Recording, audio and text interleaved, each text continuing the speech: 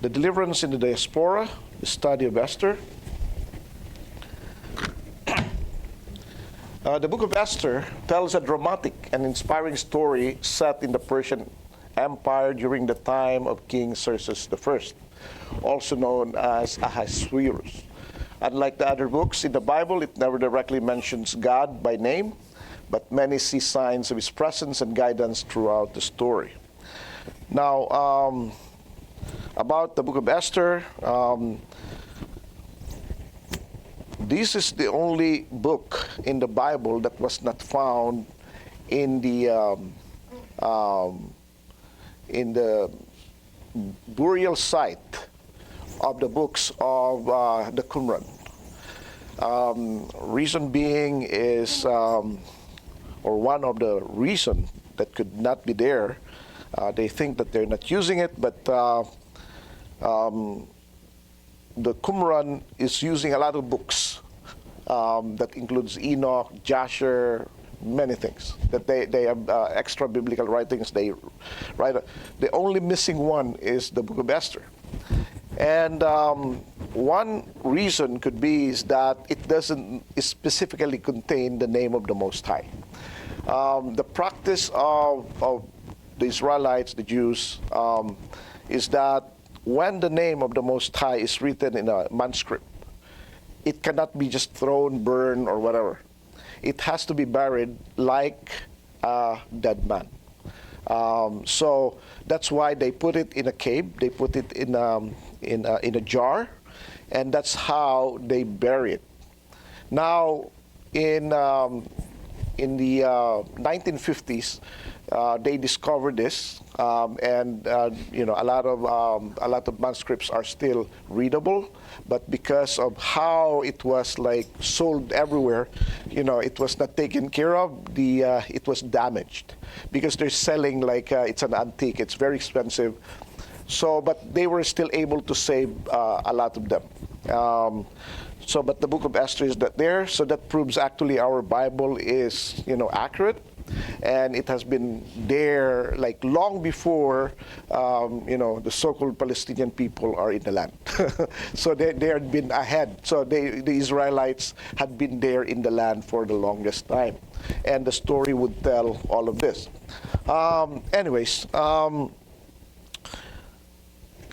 Now. The book of Esther is a diaspora narrative, meaning these are the people that are out of their own country. It's the diaspora, set not in Jerusalem but in the heart of the Persian Empire, where the Jewish people live as a vulnerable minority under the power of an unpredictable court. Esther does not read like a typical prophetic book. It does not sound like a book of prayers. Notably, the name of God is not even stated explicitly, yet its theological message is clear. The preservation of the covenant people is not accidental, and deliverance often arrives through ordinary events, strategic decisions, and timely courage. Now, Brother Jonah helped me put together certain things. And he actually did a research for this, that the name of the Most High is actually kind of hidden in the Hebrew letters. So that's what it is. Esther 1:20, it's there. It's also in Esther 5:4.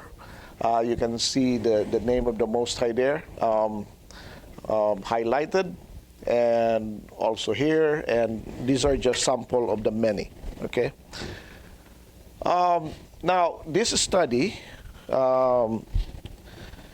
Deliverance in the Diaspora, approaches Esther as a careful, structured account of reversal. A threat of annihilation becomes survival, shame becomes honor, and mourning turns into feasting.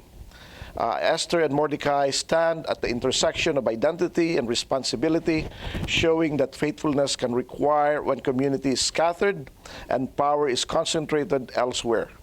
As we begin, our aim is to follow the narrative setting, characters, and turning points to draw enduring lesson about providence, leadership, solidarity, and remembrance, especially as the story culminates in Purim. a lasting call to gratitude and communal commitment. So the book of Esther is read during the time of Purim. It's Megillot, meaning a scroll on the time of that feast or Memorial Day. So the Megillot for Pentecost, for example, is the book of Ruth. So these are the practices. We read certain things on their appointed time. Now, we're going to survey the book, as we always do, the canonical placement and genre placement among the writings, Ketubim, because the Tanakh is an acronym for T for Torah, and for Naviim, which is prophet, and Ketubim for writings. So the book of Esther is in the Ketubim, which means writings, and the arrangement that we have in our English Bible is different from the arrangement of in the Tanakh. In the Tanakh, the last one is the book of Chronicles, Second Chronicles. Okay,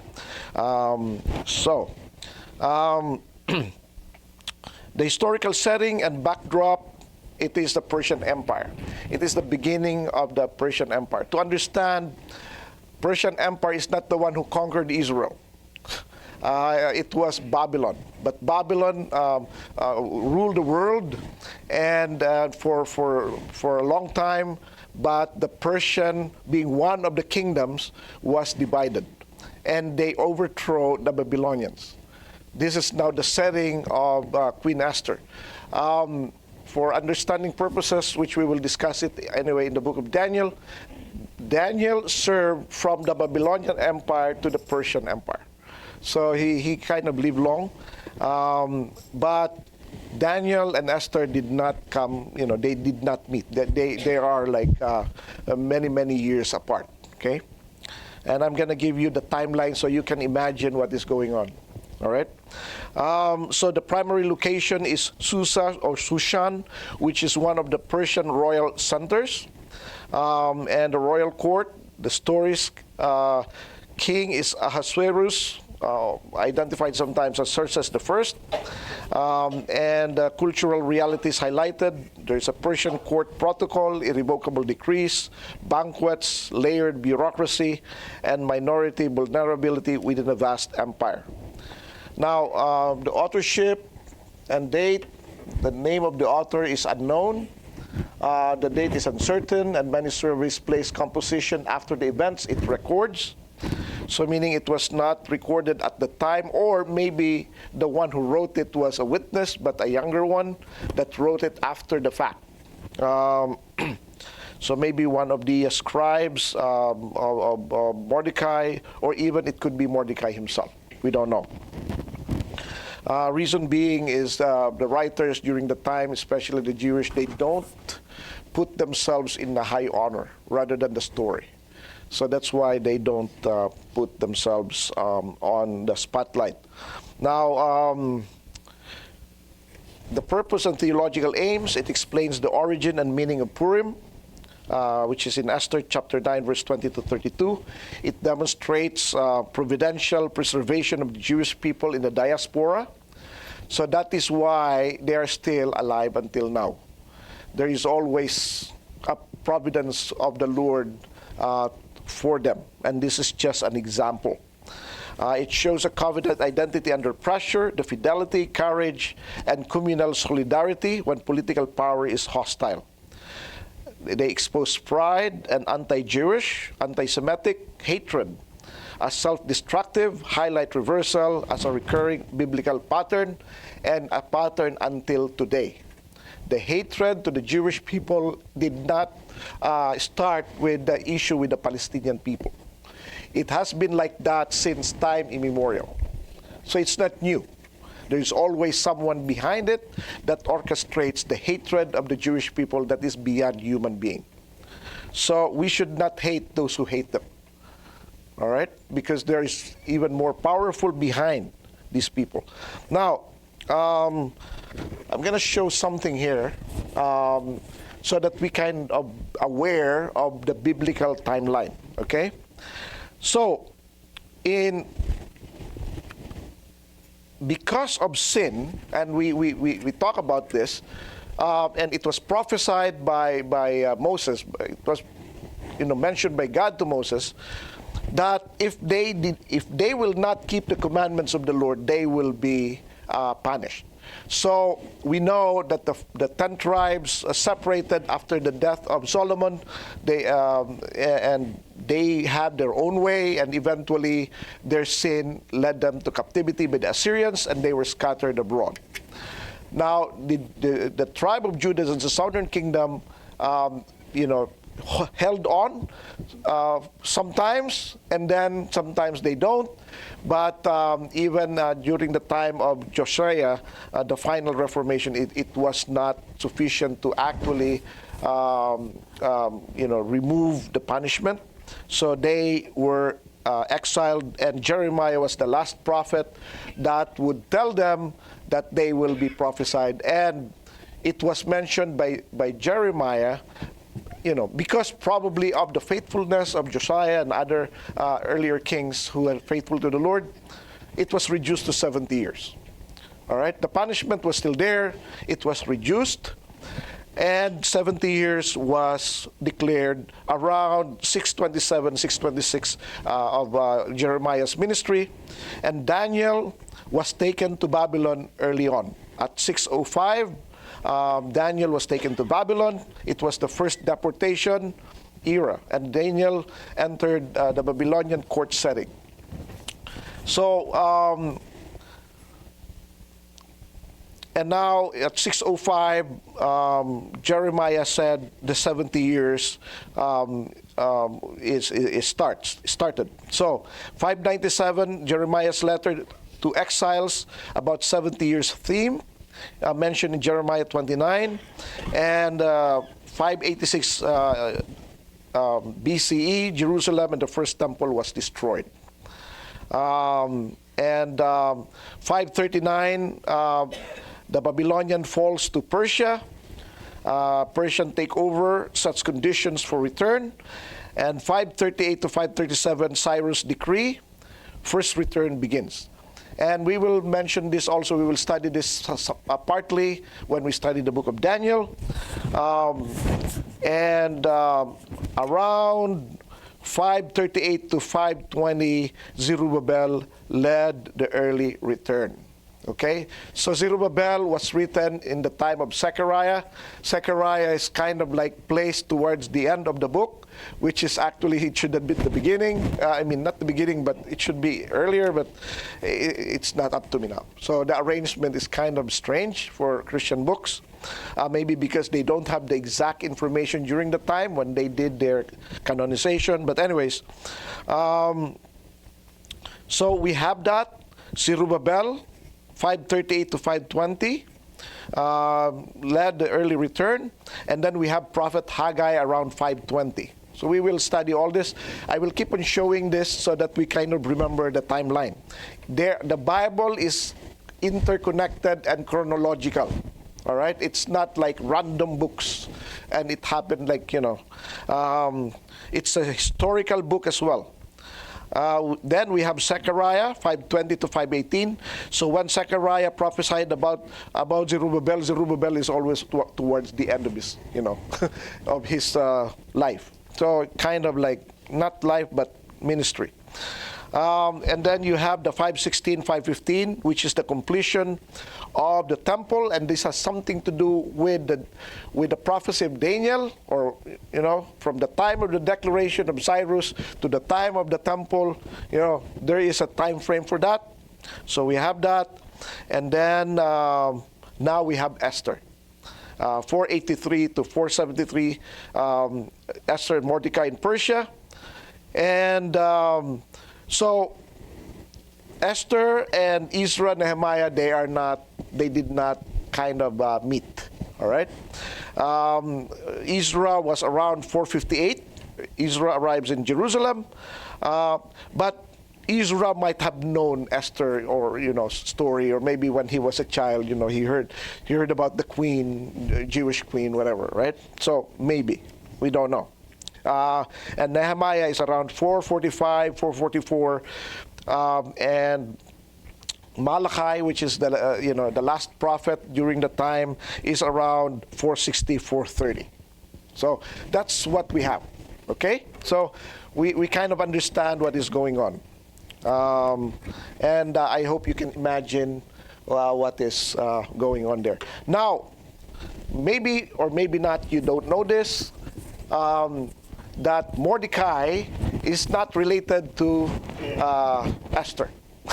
They have no relation. Maybe they are of the same tribe, maybe far relative, who knows? The Bible doesn't say. But their relation was mentioned as Mordecai adopted a young girl whose parents died in the deportation. Esther was the last group of people, their people was the last one that was taken by the Babylonians before the fall to the Persians. And now her parents died. You have a little girl with no parents. And the mercy of Mordecai seeing a girl, a young girl, depressed and all, destitute, took her into his home and adopted her. And the one that saved is now the Savior. So you don't know whom you're saving now, that later on it will save you back. So that's why we have to be kind all the time. We have to extend our kindness and our goodness to all people. So because we don't know who's gonna be we be needing during the time. But it was not only Mordecai that was saved. It started with him, and then it escalated to the whole Jewish people. Everybody now will have to die because of Mordecai. Okay? But he was saved, and his people was saved by the girl that he saved. Now, Mordecai, people are reading it, you got his father, blah, blah, blah. But his father is actually related to the father of King Saul, the king of Israel, the former king of Israel. So that guy is of royalty, somehow. That's why he's sitting in the courts of the king, meaning he is a public official. He's not just sitting there to beg, no. He was there as a public official, low ranking, maybe middle. That's why he is in the king's court. All right? Now, this king, King Xerxes I, actually was beaten in the war with the Greeks. we know those, Sparta, It's actually related to it. So he was beaten and he was so embarrassed. And now he has to convince himself and his people by having partying so they can forget what is going on. For many, many days, many months, they party, to drown themselves of the embarrassment of the greatest kingdom defeated by the Greeks, who are not even organized during the time. But they're just like fierce warriors, when they defeated when they killed the 300 of Sparta, and then they tried to attack the rest of the Greeks, the Spartan groups, the Sparta was not defeated actually. It was just the 300, the personal bodyguards of the king of Sparta. Now when their king was defeated, their queen led the war and helped the Greeks and defeated the Persians. So now he has to come home like angry, embarrassed, defeated, so he partied. And then when he was drunk, he he showed his wealth and everything. He's trying to encourage himself. I have so much wealth. I have 127 provinces. I'm okay. I even have a queen that's so beautiful. So now he asked his queen to come. Many stories, they said they want the queen to come naked. There's no such thing. I don't know where they got it from, but there's no reference. The king will not display his queen naked in front of his people. That's an embarrassment. Come on. I don't know how they got it from, but what it is the queen had got her own party too. And she's kind of like, no, I'm not going to go there, So when the king asks, what's going on? Well, they said the queen did not only wrong the king, but the whole men, the whole princes, and the whole Persian empire. All the men. So this is what you should do, king. You should make an edict that, every woman has to subject to their husbands, whether great or small. Violation, they have to be like, And now you have to replace the queen. And the king, because he's like a drunk and all, signed the edict. And then when all this has gone and passed by, you just realize, oh, I kind of made a mistake there. Because Queen Vashti was so beautiful. And he loved her. But now the king's word cannot be removed. So now the king is depressed even more. He got depressed in the war. Now he lost his wife.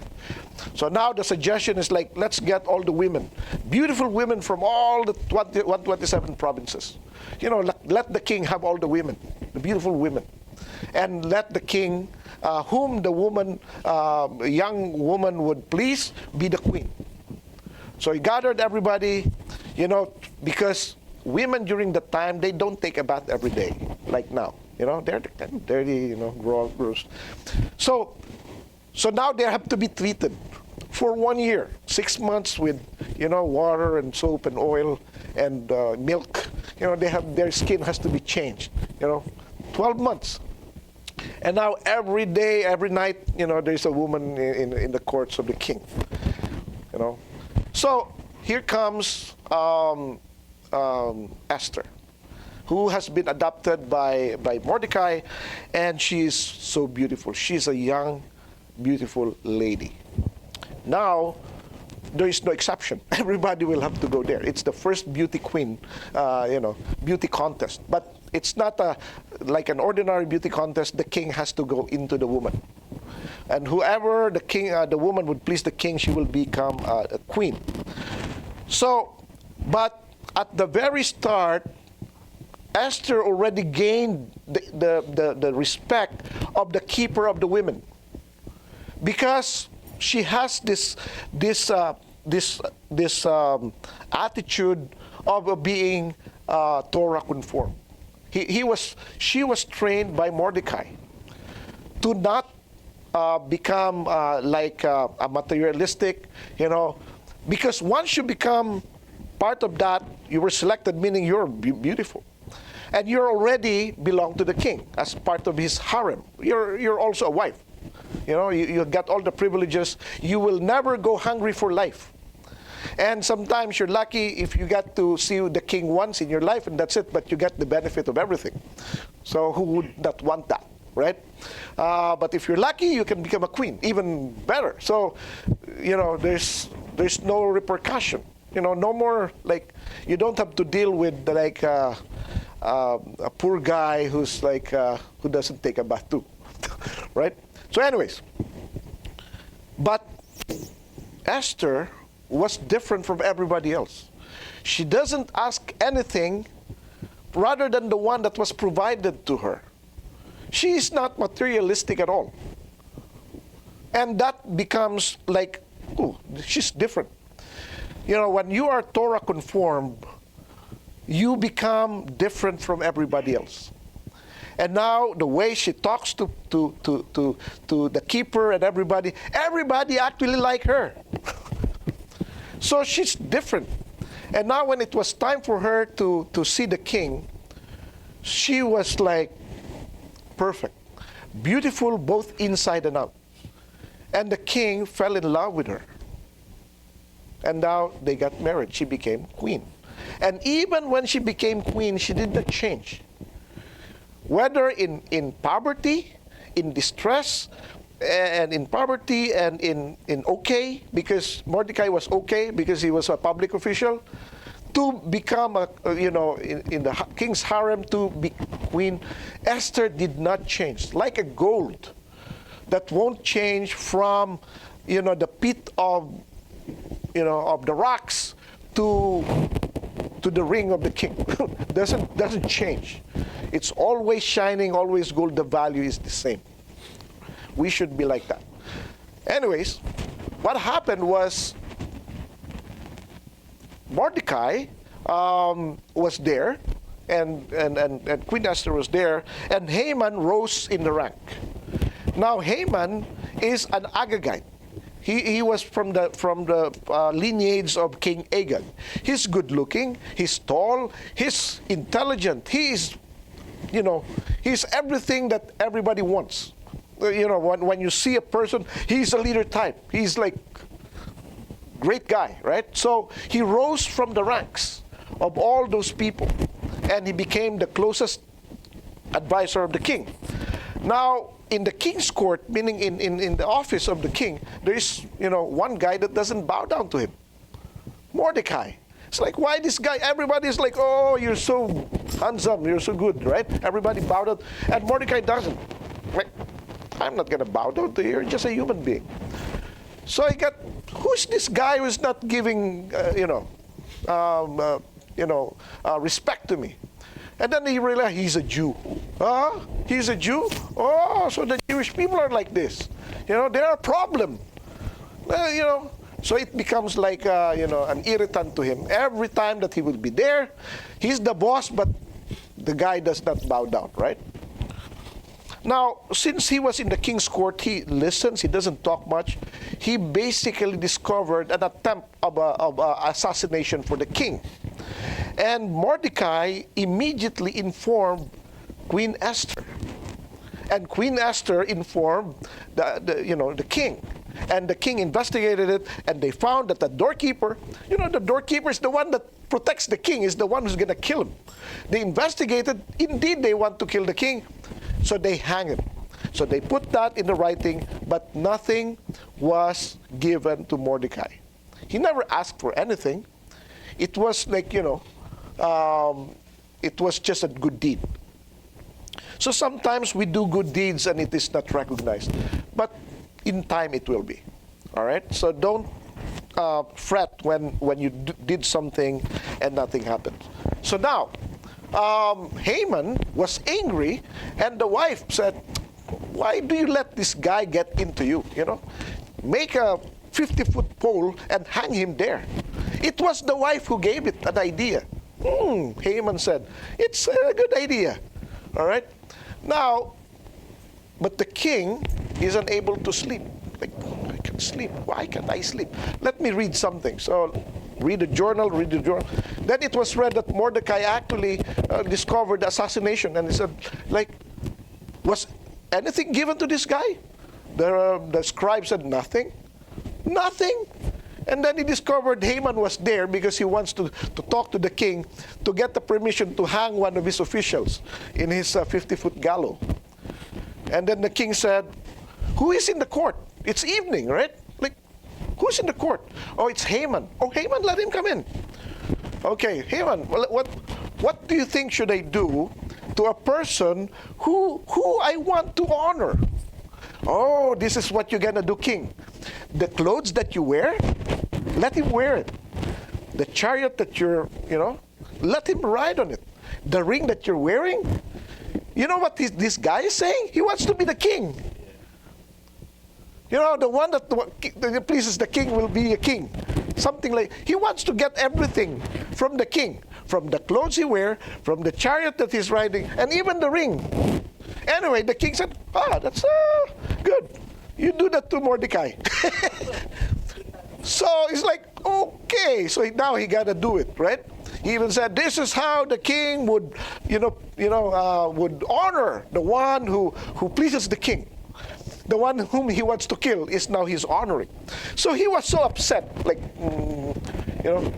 So now what happened is that he devised something because he's very intelligent. He said, okay, you know what? Low-key, since you can kill him, kill them all. Make an edict that these Jews, they're a problem, they're a cancer to the society, We have to kill them all. But don't kill them like individually. Kill them at one time, at a given time. So they put like a lot, like a pur, right? Oh, it falls on Adar, the last month. It did not like fall on other months. It fall on the last month. Okay. So now, do you know the problem with that? Is that when you're seeing approaching this, your death, it's like even more depressing rather than you're going to die immediately or you don't know when you're going to die. So anyways, that's the edict. The king signed it, okay? All right, I signed it. Now there's a problem. Mordecai learned about it. He was so depressed that he has to wear a sackcloth. In the king's gate, you can't do that. Esther discovered, like, you can't do that in the presence of the king.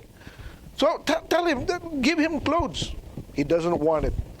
Like, talk to him. Why? Why does he doesn't want? Why is he wearing that? Because Queen Esther doesn't go, and there is no social media or newspaper or anything. It was a secret, edict. So she realized that all Jewish will be killed on the day of the Adar, on the 14th day of Adar, to be exact. And he said, you have to talk to the king. And Esther said, I cannot. He did not see me for the last 30 days. And it is the law that if you go and see the king without being asked whether woman or man, you could be killed. I can't go. Then Mordecai said, you know what? If you think that you can escape because you're now a queen, even your family will be killed anyways. But who knows? Maybe you were placed in a situation like this, in your position in a situation like this. Maybe it is your time. So she said, okay, this is what you're going to do. You do fasting, and I will do the fasting too. And in 3 days, I will approach the king. So that's what they did. On the third day, Queen Esther came in, not in sackcloth, but in the most beautiful, dress and everything, and she approached the king. And she's so beautiful. And the king was like, whoa. So, Queen Esther, what do you want? I'm going to give to you even half of my kingdom. And Queen Esther, if I pleased you, king, I would like to invite you and Haman to a banquet that I prepared. Remember, she did not eat for 3 days. She needs a banquet. Okay, all right, that's great. Haman was so happy. I got invited. Only me and the king? Wow, special, right? So that's what happened. Made a banquet, and the king was so happy. You're a nice cook, queen. You're so beautiful. You're so pretty. You're so kind. You're a great cook. She's perfect. See, perfection gives you half of the kingdom. So, what can I do for you? I know that you want something. You're not going to do this if you're not going to want something. Tell me. I'm going to give it to you, even half of my kingdom. Half of my savings, I'll give it to you. And Queen Esther said, if I pleased you this time, can I invite you again tomorrow? I want to party with you and Haman. Oh, really? Oh, Haman was so happy. Now, Haman went there, back to his wife, and look at this, right? But I have this problem with Mordecai, So anyways, come the second night, partying, okay? The king was so happy again and asked the queen for the third time, what it is you want, my dear? I know you want something. So tell me, I'm going to give it to you, even half of my kingdom. He said, if I pleased you, king, please spare my life and the life of my people. What? Who would dare to kill the queen and her people? Oh, this evil Haman, because of this edict. Oh, the king was so furious. He just walked out. He might break Haman's head at that time. He was like, what? And then Haman he knows that he's in grave danger. Pleaded with the queen, almost like when the king came back. The situation is that he was as if he was forcing himself to the queen, because he was begging for the life of of his life from the queen.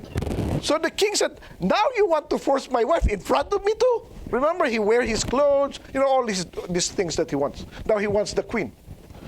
He was like, take this guy out. Now, because of that, the advisor said, do you know that this guy actually built a 50-foot gallows in his house to kill Mordecai? Mordecai, the one that kill him there. What is the lesson here? When you do good to people, good thing will come back. But it's about faithfulness. It's about things. So these are just the gist of the story if you haven't really read the book of Esther. But I just wanted to be narrated the way I wanted it because, not everybody read it, I'm sure, but to those who did, good for you. Setting and stakes in the Persian diaspora, we know that. What it means for a Jew to live as a minority community outside the land. We understand that. The key tension, security depends on rulers, officials, and policies beyond the community's control. Reflection, what pressures and then shape Jewish identity in the diaspora. Jewish people has been persecuted, prosecuted, and killed all throughout the century. If you study the history of the Jewish people, in the pogroms, many things. Even during the time of, Easter, what they do during the time of Easter is that they would find a Jew, drag them into the church, and beat them up. This is what you did to my Savior, to my God. This is what I'm gonna do to you. They almost beat them, kill them. That's pogroms and all. They always do that. During the time of bubonic plague, they keep on killing the Jews because it's the Jews that are not dying. Everybody's dying except the Jews, but they didn't realize it's the bacteria. It's the the virus that kills it. So, and the reason being is when somebody's sick, the Jews are not there. They have to separate themselves. They wash their hands. They don't have animals in their house. They're clean people when everybody are not. And then, of course, they die. They are with their sick, and then everybody dies, right? So, and yet they kill the Jewish people out of that. So a lot of pressures, even until now, we see that. Now, the Torah teaching is that life in dispersion still requires covenant fidelity, seeking the welfare of the place you live while maintaining distinct identity and obedience. Even if we are away, when nobody is obeying, we have to obey. Even if we are so minority, we're so few, we still have to keep the Lord's commandments. We cannot, like, we're so few, not attend anymore, or, let's go to the more people, or let's just rest. We are few, but, the few are chosen. So what's the types of shadows of the Messiah? Hedonism and providence deliverance operates even when God's name is not explicit, a pattern of salvation that is real, though not always overt. A lot of people would want something significant, a prophecy, somebody raising from the dead, being healed right in front of your eyes, all the miracles, speaking in tongues, like great miracles happening in their eyes. It has to be like that, otherwise it's God is not there. But that's not the case. In many history, in the many history of Israel, it's as if God is not even there. But He is there, just hidden, working through people. There are no people who rose from the dead during the time of Esther. There's no people who speaks in tongues or perform like fire from heaven coming down, just like the time of Elijah, multiplying loaves. Nobody is doing like that for centuries, for decades, for millennia. But it doesn't mean that God does not operate. Our very presence here for over a decade now, with not much help, no outside help, we are not rich people, and yet we can still sustain, is a miracle already. Seeing people getting sick and thought they're done, and yet they are here, alive and healthy. So these are the miracles that happens in between. along, it's almost like reading between the lines. That is Esther, right? So, lesson to learn, do not assume God is absent because circumstances look secular. Faithfulness is measured in ordinary settings. Even Yeshua himself said, blessed are those who never saw me and believed in me. Right? The next E is establishment. The focus is how the chessboard is set before the crisis. So it's set. Okay? What will you do? Vashti's removal and Esther's elevation. There are certain things that happen so that you will be given an opportunity. All right? Inasmuch as we are not supposed to jubilate in the disgrace of others or misfortune of others, but we are also have to be ready when opportunity arises. Long before the opportunity arises, we have to be ready, so that when the time comes, we can just be picked up and there we're ready. Otherwise, somebody will take our place. A lot of people think that they deserve better. Why is it that he's there, I'm here, I look smarter than him, I'm prettier or more handsome than him, I'm a lot taller than him, he's nobody, he's, but because he's doing something that you're not. So we have to prepare. We want something, we have to prepare ourselves. And this has been harping for the longest time. We want to be in the millennial kingdom. We want to be in with the Lord. We want to be there with Him, right? But are we ready? Right? When we face the Lord, can we tell Him that we did everything? Or we just, Lord, I pray to receive you. I believe that you are God when everybody doesn't. Right? Great. But does your action proves that you believe that He is God? Right? There's a difference. You said that He is Lord, but do you keep His commandments? You said that you love Him. Do you do what He asks you to do? Right? So we have to know that. So if we wanted something, that's why Paul said, work out your salvation with fear and trembling. We want something really bad, we have to do it from here.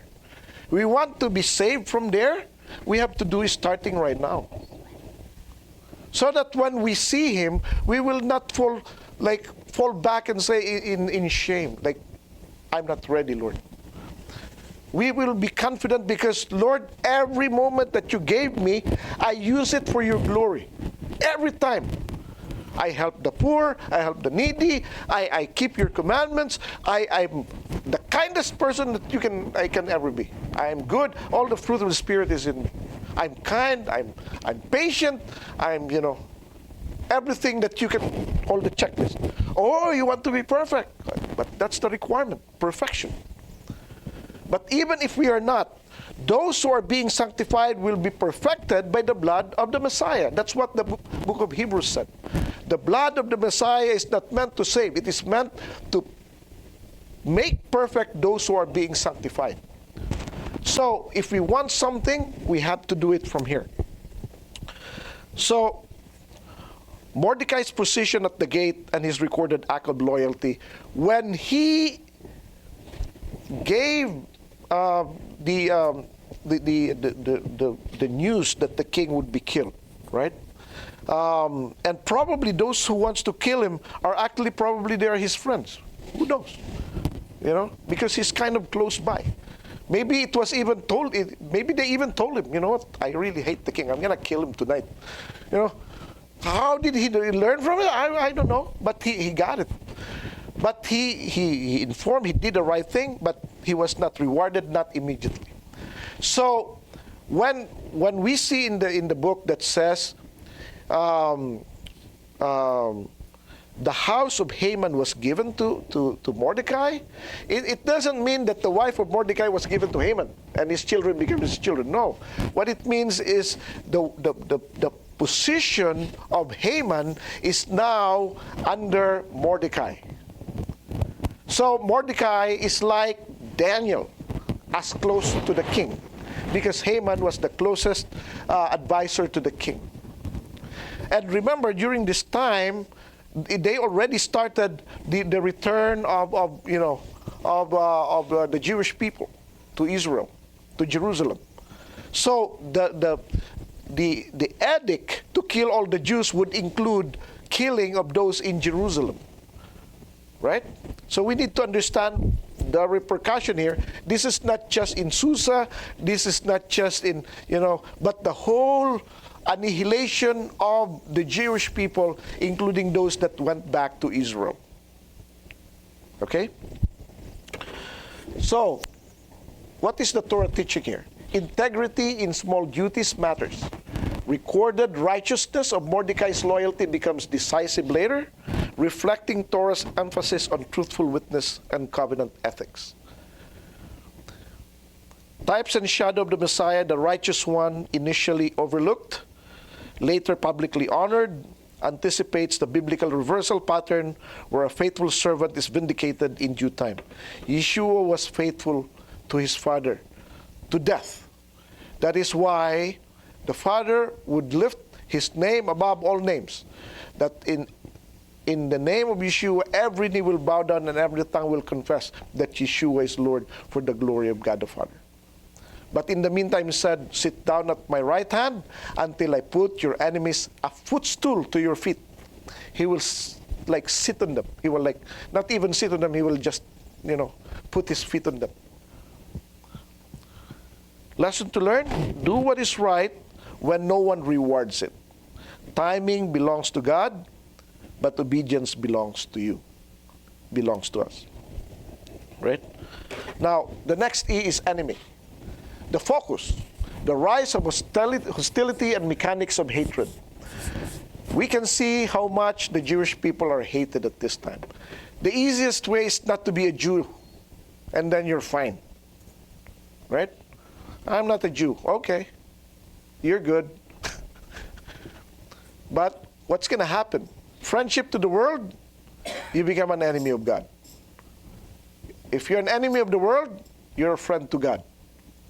So you choose your enemy. Right?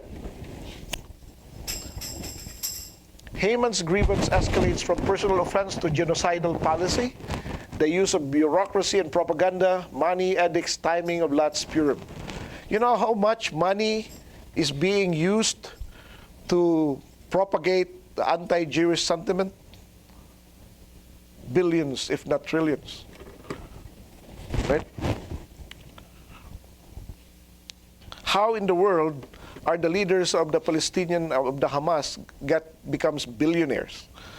They're not even businessmen. They get it from someone, from somewhere. Right? But as Yeshua said, what profits a man if he gains the whole world and yet loses his own soul? Right?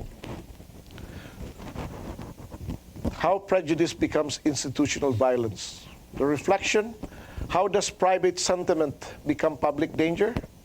What warning signs appears when power is allied with pride? The hatred of one becomes the hatred to many.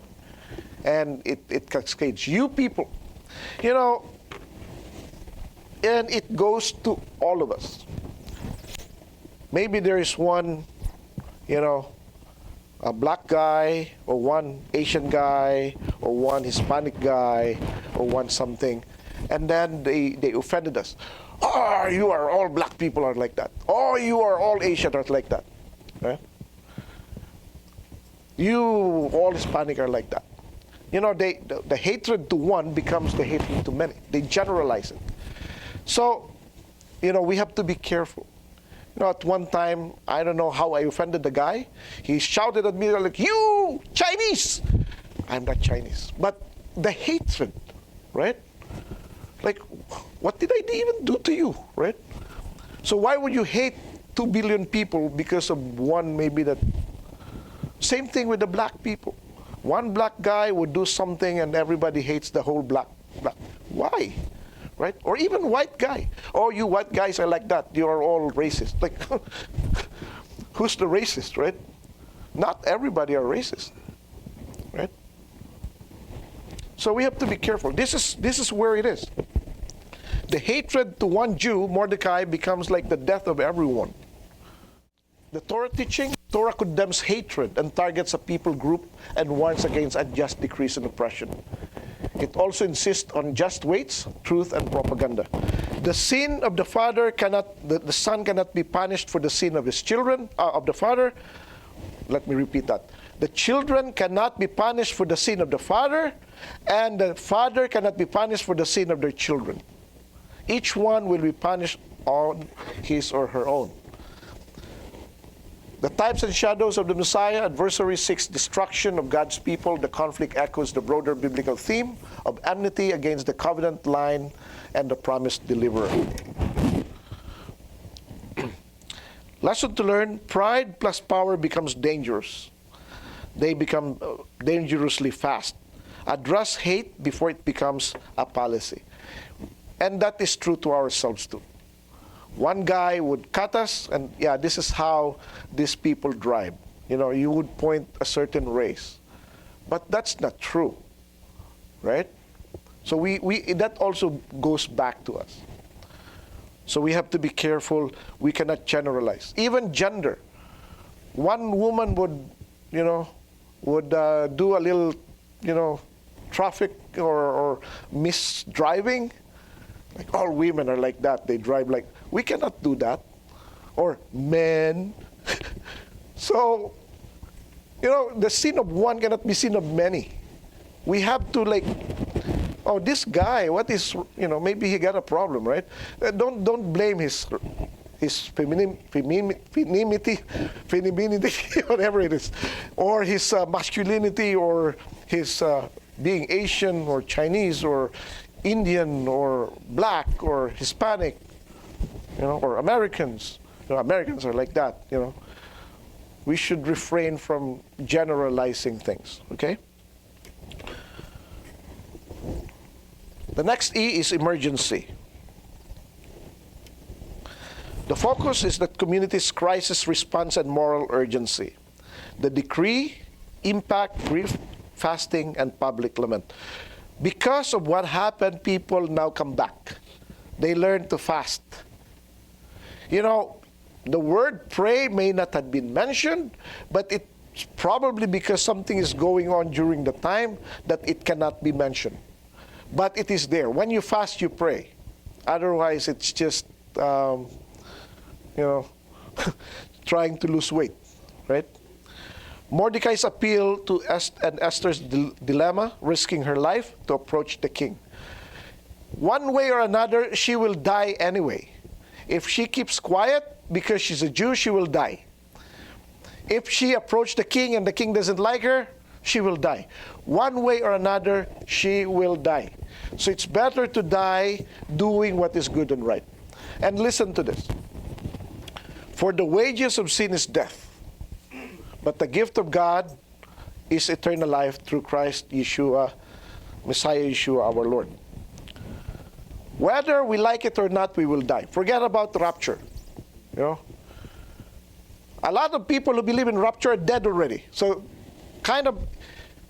even if it's true, maybe you're not part of it. So forget it. Think that you're going to die. When you die, what's going to happen? What will they say when you die? Are they saying good things, bad things? How will you die? Are you going to die doing good? I just read this article that a former military was in vacation in Paris, and there was an attempt to massacre, in the train. He got this guy, really a decisive guy of certain religion, who would like to kill everyone. He got over 200 bullets in his, and he got several guns, AK-47 and all. And he started shooting, right? And the first guy who attempted to grab to attempt to stop him was shot. Actually, no, sorry, let me take it back. He was shot at the back, meaning he's going away. So he was shot at the back, collapsed.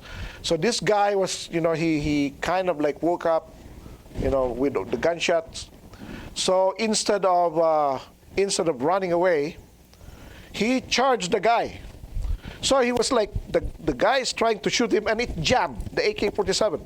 So he was able to like grab him, wrestled with him, but the guy is big. So they struggled, and he got a cutting knife, a cutter, and tried to like release himself. He almost cut, the finger of the guy, almost like loosed, and then, but the worst part is he was able to cut the neck where, there's so much blood.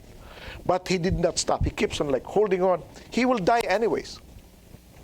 If he did not do anything, he will die. Saving everybody, he will die anyway. So either way.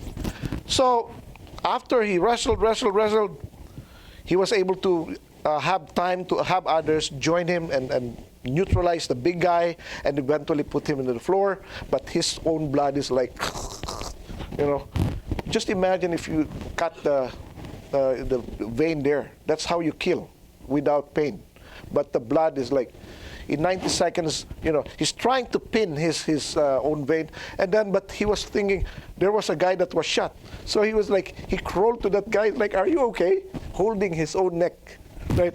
Trying to help him. So that just gave the time for another doctor in the train to help out, and then he collapsed. Then he could have died already, but he didn't die for some reason. The doctor said by how much blood that he lost, he could have died already.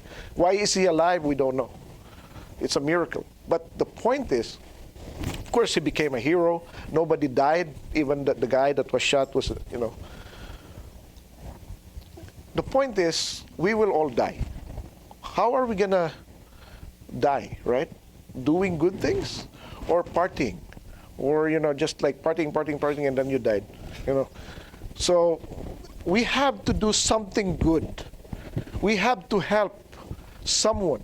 Somebody who cannot help themselves, like Mordecai was able to help a young orphan. Who would even know that she will become a queen, right? So we have to do this. The Torah teaching is corporate humility, fasting, repentance, posture, communal responsibility. Do not stand idly by when your neighbor's life is at stake. You cannot say, oh, poor. We have to act.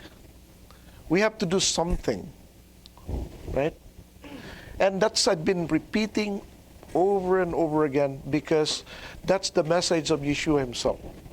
Matthew 25:31-46.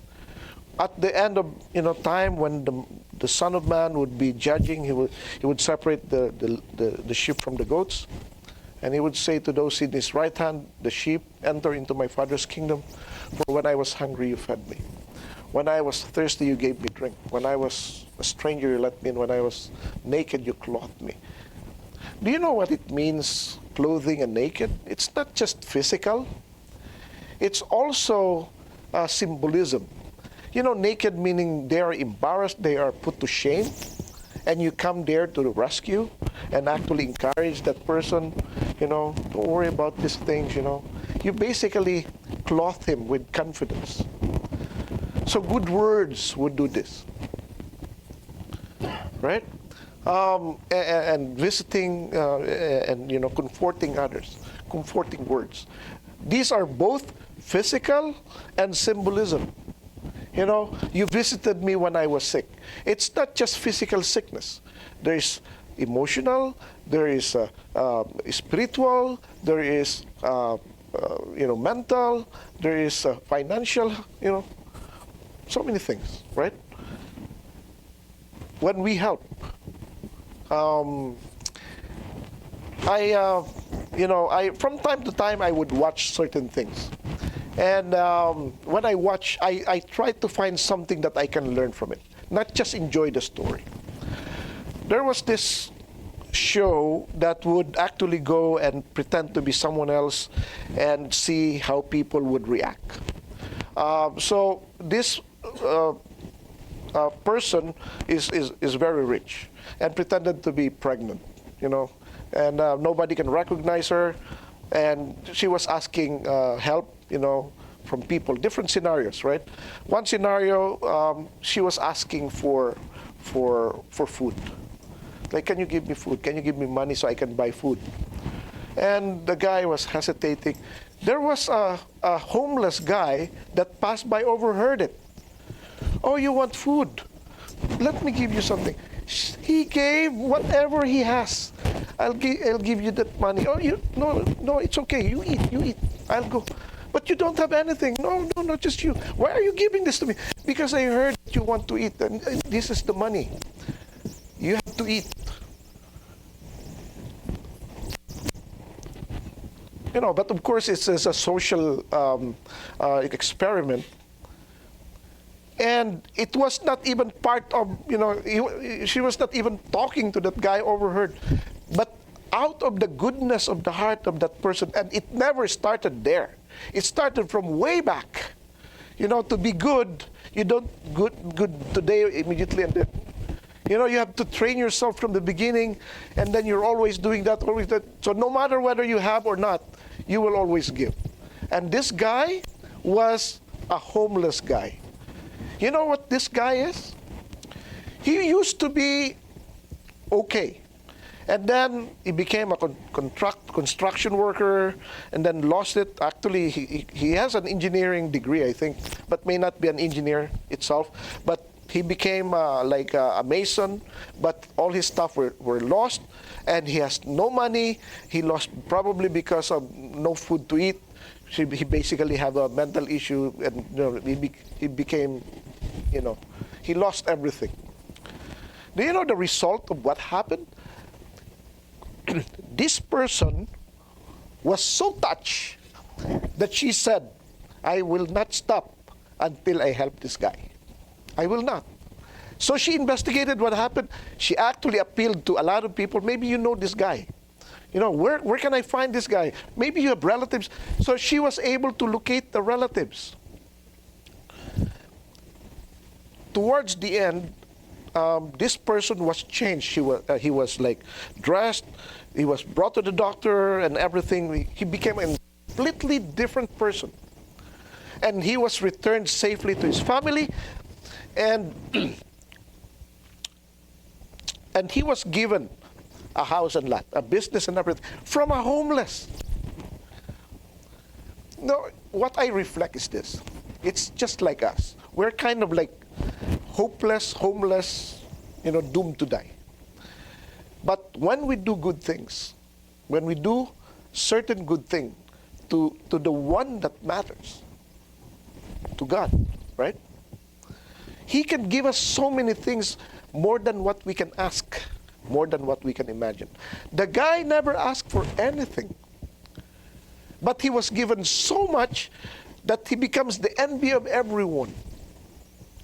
Having lands and business, and he became an entirely different person. That's how the Lord would change us if we keep His commandments. We don't know what He can give. And sometimes we don't even have to ask. And the goodness starts from the beginning, training ourselves to be good. As a matter of fact, this guy, when he was given a little bit of money, he actually gave it to other people too. He got that heart. And the more blessings that he received, the more he gave it away.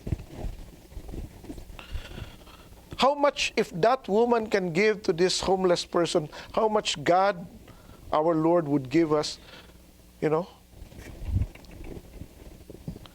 those who were chosen, they approach, can you give me something to eat? But for those who have ear, he passed by, oh, there's a need, let me do it.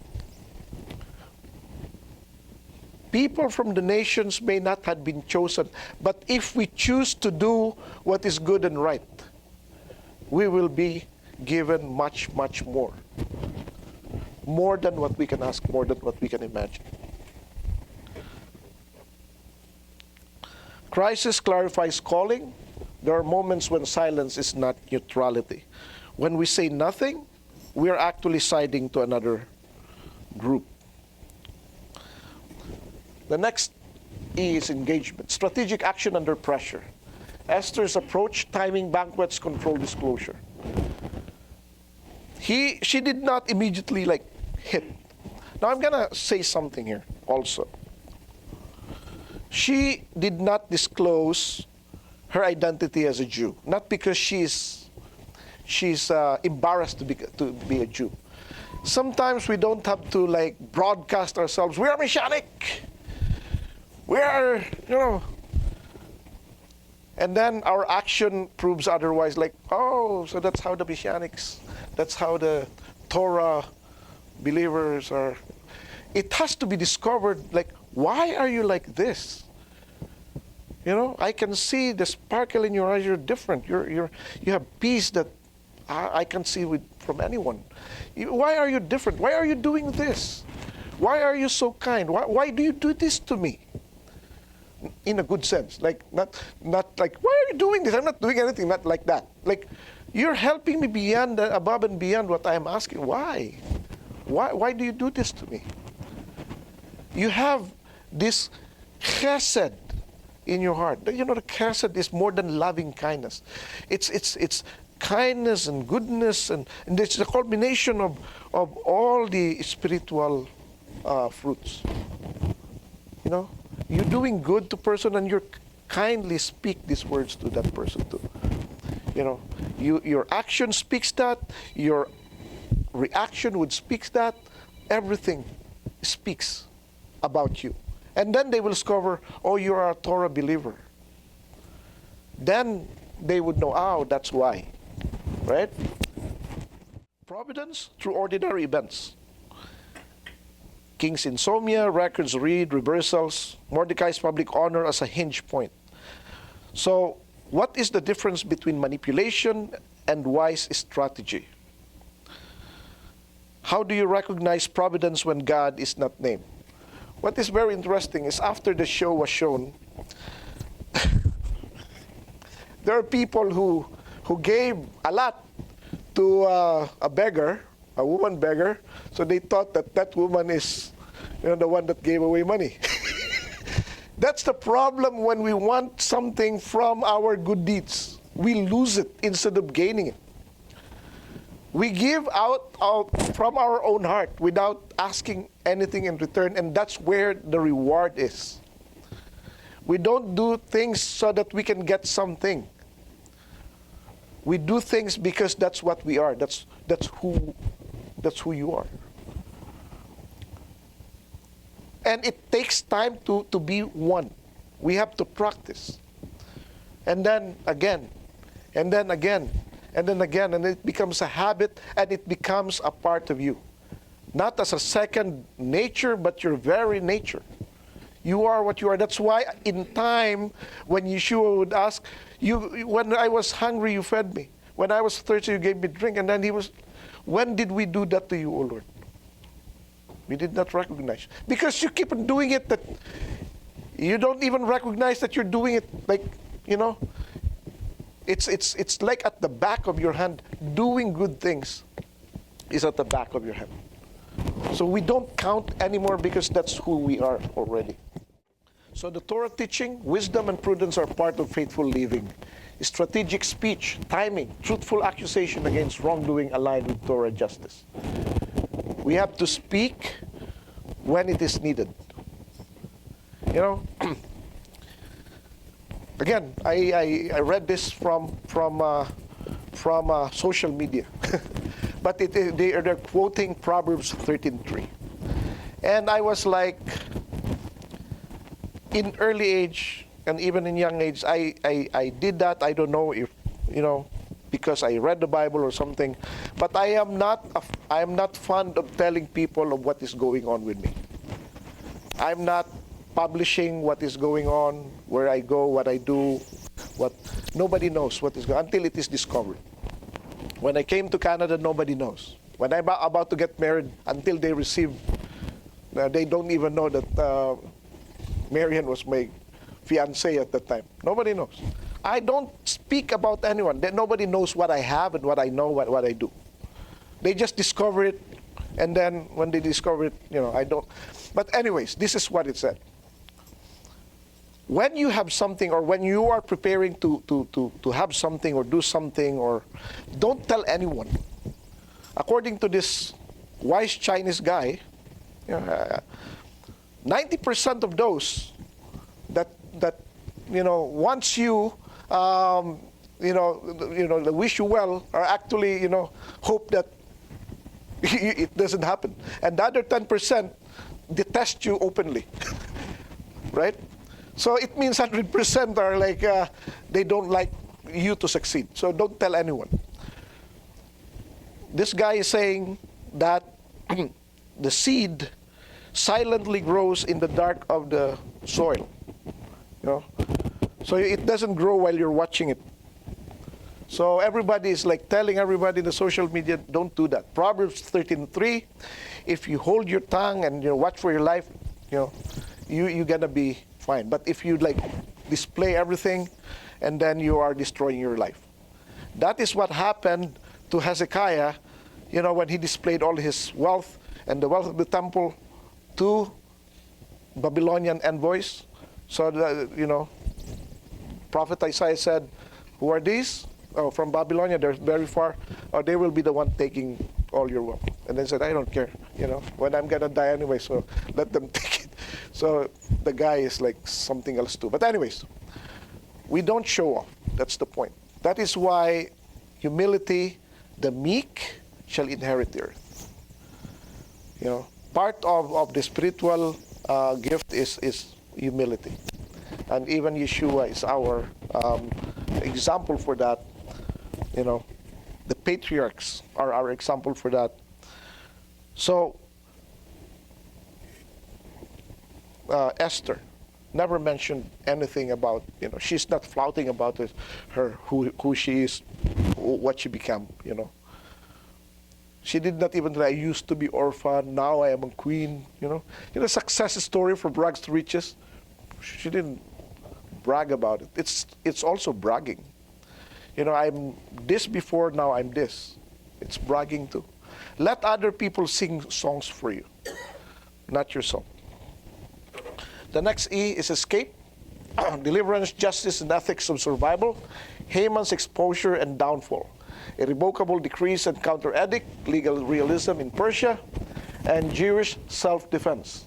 Victory and restraint were noted. When one thing that you will discover in the Americans, again, I'm not like American movies or American culture, whatever it is, but not, of course, not the race. Even Europeans, they would brag about what they did. I did this, we did this, we did this, we did this. Delta Force did this, did this. But we never heard about what the Jewish people did, how they actually did it. And by the way, the Delta Force were not Americans. They are like IDF who saved those hostages. Anyways, we don't hear much about them. What we hear are like against. We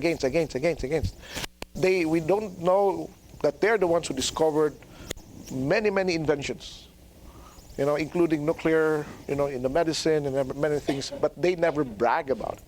We, the Jewish people, discovered this. They don't do that. Why?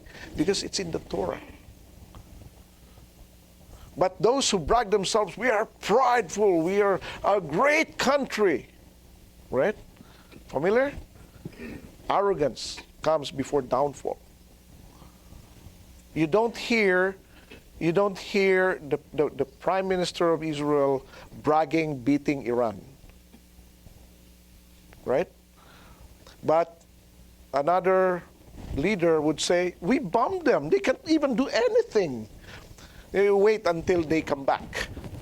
And I hope it's not in our timeline, but you don't do that to people, right?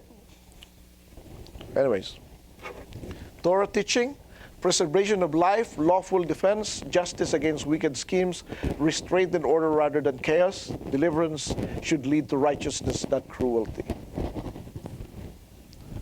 Types and shadows of the Messiah. Condemned people are granted life. The enemy is judged.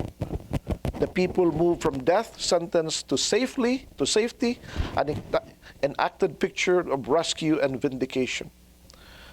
So we can see the Messiah working behind the scene. He is the reading between the lines. Lesson to learn: deliverance must be stewarded with integrity. Victory is tested by how you use power afterward. Did you know that because of this, many people converted to become Jew? They become Jew by conversion because they saw what happened and the steadfastness of the Jewish people. Eternalize. The last E. Our focus should be in memory, identity, and ongoing practice. You know, we should learn, talk about it. Do not let this book of law depart from your mouth. Meditate on it day and night so that you will be careful to do everything that is written in it, and you will be prosperous and successful. We talk about it, we practice it. Talk about it, we practice it. We don't announce it, we just talk about it among ourselves. We talk to our children, teach them about that, and then they see that we are doing it. We tell them to be kind to others, we have to be kind ourselves. We tell them to help others, they should see that, you know, and they will emulate. We want them to be something, we have to be that person first. And we have to practice, keep on doing it and doing it and doing it, and evaluate. Maybe I missed something, let me do it again and again and again until perfection comes. That becomes, everything becomes easy now, keeping the commandments. You know, when people are saying that it is so difficult to keep the commandments, are you having difficulty, Brother Michael, in keeping the Lord's commandments? It's easier when you started, is it not? Because we've been doing it, and then this you cannot do. Then later on, okay, let me try, and then again, and again, and again, until it becomes a habit, and then it becomes part of you. Right? You know, if my practice would be given to a new one, of course they will, that's too many, I don't want it anymore. That's why in the Bible it says, even Yeshua said, you cannot put an old wine into a new wineskin, because when you do that, it will burst. But let the new wineskin have a new wine so they grow together. So that's the wine is the spirit or the teaching. Teach them a little bit, then they grow together, keep on doing it, they're together. The wine and the wineskin are together. They're not just beside each other. They have to be inside. They grow together. Now, you cannot do it, so don't force someone who cannot accept it at this time. Let them grow. And then eventually in time, they will do it. As long as we are faithful doing them, they will do it too, in time. Okay? So, Mordecai's leadership and communal welfare, lasting lesson, God's preservation in diaspora, and responsibility to remember. So why must deliverance be institutionalized? How do communal rituals protect identity across generations? By doing what is right, by keeping the Torah. It's the Torah that binds them. It's the tradition of keeping God's commandments that binds the Jewish people. And that binds us to the Messiah. Torah teaching, remembrance and covenant identity, festal memory, generosity, care for the vulnerable, and communal solidarity. Salvation must be taught to the next generation. They have to see what we do, and they will do what we were doing and did, and they will pass it on and on and on and on. If we are not faithful observing the Shabbat, if we are not faithful observing the feast, if we're not faithful, giving to the Lord, our offerings, if we're not faithful to the Lord by helping others, how can we expect our children to actually do it by teaching them once or twice or even 10 times, and they will see us do it once or twice and then that's it? They have to see it consistently so that they will believe that it is really what we believe. And whether they're looking or not, we have to do them. So in that manner, when we are not looking, they will also do it. In conclusion, Esther closes with a clear message in the diaspora life. Covenant identity is preserved not by political power, but by God's providence, working through faithful people who accept responsibility at decisive moments. When we keep the Lord's commandments, we will be used by the Lord in time. Just wait and see, and it's going to be marvelous and wonderful. The narrative-sustained pattern of reversal, threat of deliverance, shame to honor, mourning to feasting teaches that what appears hidden is not absent. When we don't see miracles happening, fire from heaven, rising from the dead, multiplying of food, money everywhere, multiplying your 100 to 1 million, they make God as a lotto. We don't do that, right? In the absence of those, the faithfulness of the person who keeps the commandments, there will be greater things that will be done to us and through us that will be reverberated all throughout eternity, just like Esther, just like Mordecai. Mordecai was just an ordinary man who took pity to an orphan girl, took her to himself, taught her about the Torah, and this person grew to save him and the whole nation of Israel. And his name is always being spoken every Purim with jubilation, and that's going to happen for eternity. So what did we do? Maybe not yet, but I encourage everyone to keep the Lord's commandments. Be faithful in the little things that the Lord gave us, and He will give us a little bit more. And be faithful with that, He will give us a little bit more. And in time, He will give us a certain thing that would make everybody awed. And the Lord Himself would say, "Good and faithful servant, enter into your Master's kingdom." Let us pray. Avinu Malkeinu, our Father and our King, we are thankful and grateful, O Lord, for your word. We thank you for the book of Esther, learning about the deliverance in the diaspora. We are in the diaspora in many sense, even spiritually, O Lord. But we know that you are in our midst. We know, Lord, that you work on those that are faithful to you. We pray, O Lord, that help us to be faithful to you in every way, shape, and form, that we may give glory to you, O Lord. For you alone, O Lord, you alone deserves all the glory and honor and praises and thanksgiving. This we pray in Yeshua's most precious name. Amen.